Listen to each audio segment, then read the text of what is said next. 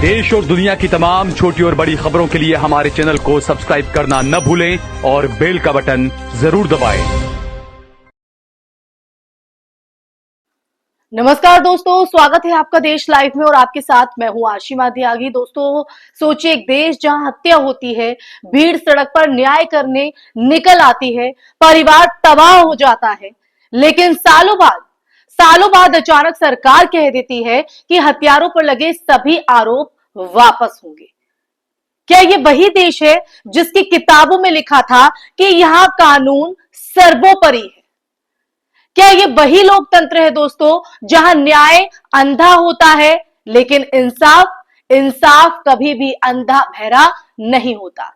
आज हम बात कर रहे हैं उस प्रकरण की जिसने पूरे भारत को झकझोर दिया था दोस्तों। अखलाक की हत्या और अब उसके आरोपियों पर से आरोप हटाने की सरकारी पहल। सवाल ये नहीं कि सरकार किस पार्टी की है, सवाल दोस्तों ये है कि न्याय किस दिशा में जा रहा है। आज हम इसी पर चर्चा करेंगे। चर्चा में आगे बढ़े उससे पहले आप लोगों से अपील, इंसाफ की आवाज को बुलंद करने के लिए और सच्ची पत्रकारिता के लिए हमारा यानी देश लाइव का सहयोग करें। साथ ही डिस्क्रिप्शन में दिए गए लिंक को ओपन कर ज्वाइन बटन दबाकर आप हमसे यानी देश लाइव से सीधा जुड़ सकते हैं दोस्तों। तो दोस्तों, चर्चा में आगे बढ़ते हैं। अखलाक की हत्या 2015 में दादरी के बिसाड़ा गांव में हुई थी।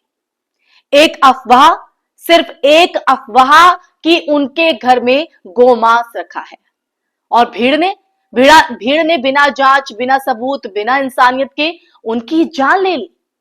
2 रिपोर्ट बाद में आई, एक ने कहा कि सैंपल गैर गो जाति था, दूसरी ने विवाद खड़ा कर दिया।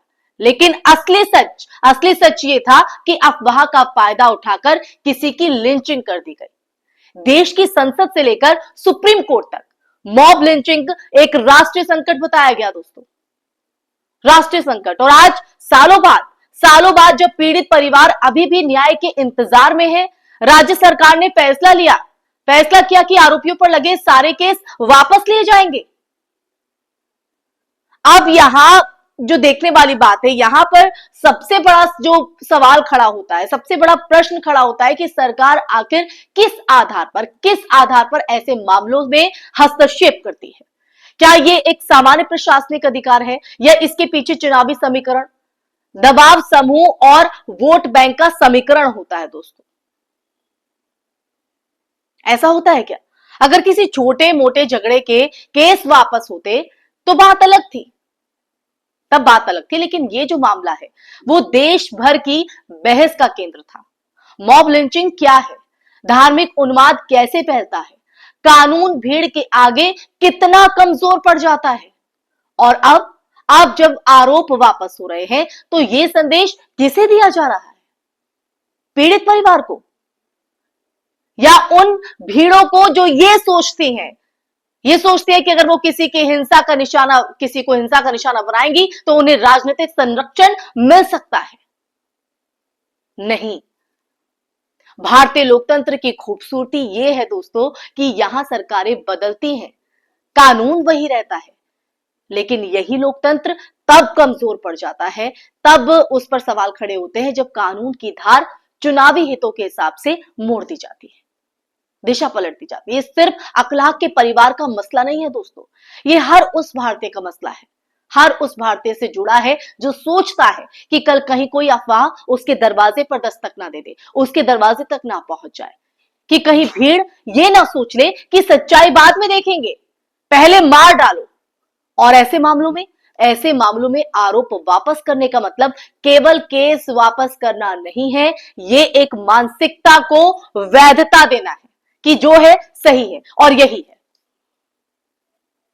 अब इस कदम का एक और बड़ा असर जो है वो ये होता है, ये प्रभाव पड़ता है कि देश भर में मॉब लिंचिंग के खिलाफ जो बहस चल रही है या चली है, जो जागरूकता बढ़ी, जो सुप्रीम कोर्ट ने दिशा निर्देश जारी किए, उन सब पर एक तरह से पानी फिरता हुआ दिखता है।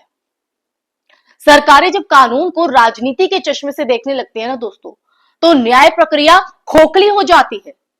लोकतंत्र सिर्फ चुनाव से नहीं बनता, लोकतंत्र बनता है कानून के राज, समान न्याय और प्रशासन की निष्पक्षता से। अगर एक हाई प्रोफाइल लिंचिंग केस में भी अदालत में ट्रायल पूरा होने से पहले सरकार आरोपियों को राहत देने लगे, तो ये जो ट्रेंड है वो तय कर देगा कि भविष्य में क्या होगा। भारत दुनिया का सबसे बड़ा लोकतंत्र जरूर है दोस्तों, लेकिन लोकतंत्र सिर्फ वोटिंग मशीनों में बटन दबाने से नहीं चलता, बिल्कुल नहीं चलता। लोकतंत्र तब मजबूत होता है या जिंदा रहता है जब सबसे कमजोर व्यक्ति के साथ अन्याय होने पर सरकार, पुलिस और अदालत उसके साथ खड़ी हो, उसे न्याय दे। अखलाक का परिवार न्याय चाहता था, क्या गलत था इसमें? राजनीति नहीं। सवाल यह नहीं कि अखलाक कौन था, सवाल यह है कि वो एक नागरिक था कि नहीं? नागरिक था ना। सवाल यह है कि उसकी हत्या हुई थी। सवाल यह भी है कि अभियुक्तों पर मुकदमा चलने देना ही कानून का मूल सिद्धांत है। लेकिन जब सरकार खुद बीच में आकर बचाव बन जाती है ना, तो लोकतंत्र कमजोर पड़ता है। ऐसे कमजोर पड़ता है लोकतंत्र, ऐसे उस पर सवाल खड़े होते हैं दोस्तों। अब इसमें ठीक है, केस वापस लिए जाएंगे जिन आरोपियों को, लेकिन वो जेल में सड़ रहे थे, उनको उनके क्या कहते हैं, एक न्याय की प्रक्रिया यहां पर चल रही थी। अब उनसे केस वापस ले लिए जाएंगे। और अखलाक के परिवार का क्या, जो न्याय चाहता था, जो इस देश का हिस्सा है, क्या वो देश का नागरिक नहीं है? क्या उनमें उनकी पीड़ा नहीं दिखती है सरकारों को और ऐसे आरोपियों के समर्थन करने वालों को? कहां गई इंसानियत? और देखिए, जब इंसानियत कमजोर पड़ती है ना, जब इंसानियत का सवाल होने लगे, तो लोकतंत्र कमजोर पड़ जाता है। और आज की चर्चा के अंत में ये कहानी सिर्फ एक परिवार के दर्द, एक गांव की हिंसा, एक सरकार के फैसले की बिल्कुल नहीं है, कतई नहीं है। ये उस रास्ते की कहानी है जिस दिशा में हमारा देश धीरे धीरे बढ़ रहा है। अगर न्याय व्यवस्था पर राजनीतिक दबाव हावी हो गया, तो कल किसी और अखलाक, किसी और पहलू, किसी और जुनैद को इंसाफ नहीं मिलेगा दोस्तों। और जब किसी देश में इंसाफ मर जाता है, तो लोकतंत्र बचा भी रहे तो सिर्फ नाम का। इसलिए सवाल उठाना जरूरी है, इसलिए आवाज को बुलंद करना जरूरी है, इसलिए हम आपके लिए ऐसे सच के मुद्दे लाते हैं, आपकी आवाज को बुलंद करते हैं। बहस जरूरी है, सबसे जरूरी है ये याद रखना कि लोकतंत्र केवल सरकार का नहीं, आपका, हमारा, हम सबका है। इसी के साथ आज की इस चर्चा में फिलहाल के लिए बस इतना ही। ये चर्चा आपको कैसी लगी?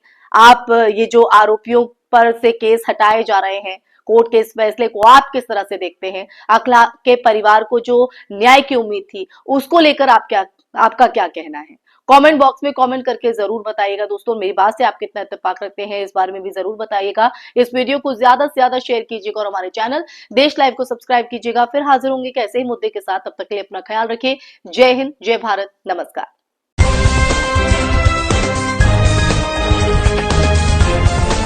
देश और दुनिया की तमाम छोटी और बड़ी खबरों के लिए हमारे चैनल को सब्सक्राइब करना न भूलें और बेल का बटन जरूर दबाएं।